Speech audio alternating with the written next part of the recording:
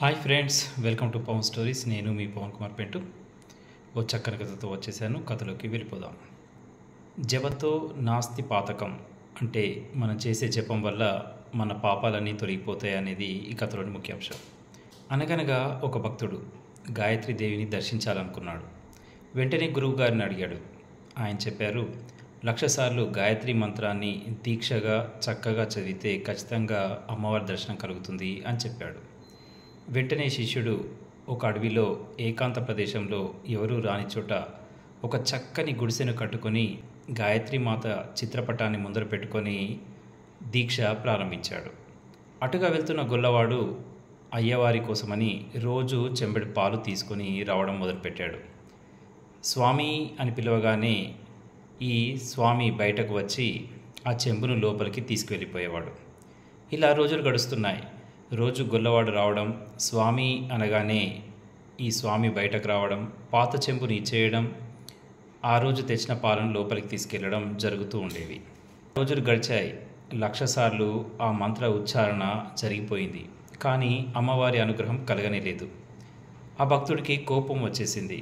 ఇన్నిసార్లు ఇంత దీక్షగా నేను పూజ చేశాను, నాకు నువ్వు దర్శనం ఇవ్వలేదు. ఇక నేను కొలవను, నీ చిత్రపటాన్ని దహనం చేసేస్తాను అంటూ అడవిలోకి వెళ్ళాడు కోపంగా కట్టెలు తీసుకురావడానికి. ఆ స్వామి అలా వెళ్ళగానే ఇలా గొల్లవాడు వచ్చాడు. ఒక చిన్న అద్భుతం ఏదో జరిగింది. గొల్లవాడు ఆశ్చర్యంతో వెనక్కి తిరిగాడు. వెళ్తూ ఉంటే ఆ స్వామి కనిపించాడు. గొల్లవాడు వెంటనే అడిగాడు, ఏంటయ్యా స్వామి, పెళ్లి చేసుకున్నావా? నాకు చెప్పనే లేదు, భోజనం కూడా పెట్టలేదు అన్నాడు గొల్లవాడు. అసలే కోపంతో ఉన్న ఆ భక్తుడు, నేనేంటి పెళ్లి చేసుకోవడం ఏంటి, ఏం మాట్లాడుతున్నావు నువ్వు అన్నాడు. అదేంటయ్యా, రోజట్లాగే ఇవాళ కూడా వచ్చి స్వామి అన్నాను, ఒక ఆవిడ వచ్చింది, పాలు తీసుకెళ్ళిపోయింది, అమ్మగారే కదూ అన్నాడు గొల్లవాడు. అమ్మగారా? ఎవరిని చూసావు నువ్వు అన్నాడు భక్తుడు. చూశాను, అమ్మవారే వచ్చి తీసుకెళ్లారు కదా లోపలికి పాలు అన్నాడు. ఎలా ఉంది ఆవిడ అన్నాడు ఆ భక్తుడు.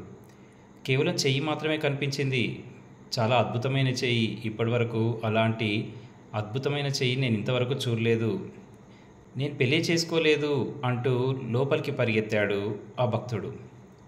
గొల్లవాడు కూడా లోపల దాకా వెళ్ళి చూశాడు.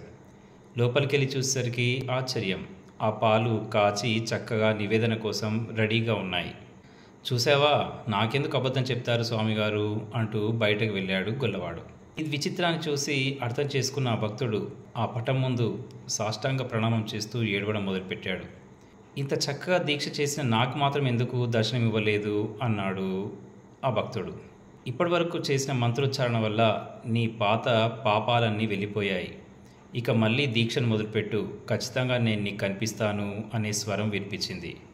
బయటున్న గుల్లవాడికి ఏమీ అర్థం కాలేదు. అన్ని ఇళ్లలో ఉండే లొల్లే ఇది అనుకుంటూ వెళ్ళిపోయాడు ఆ గుల్లవాడు. మళ్ళీ ఆ భక్తుడు మళ్ళీ దీక్ష చేయడం, అమ్మవారి దర్శనం కలగడం తర్వాత జరిగిన కథ. కథలో ముఖ్య అంశం, జపతో నాస్తి పాతకం.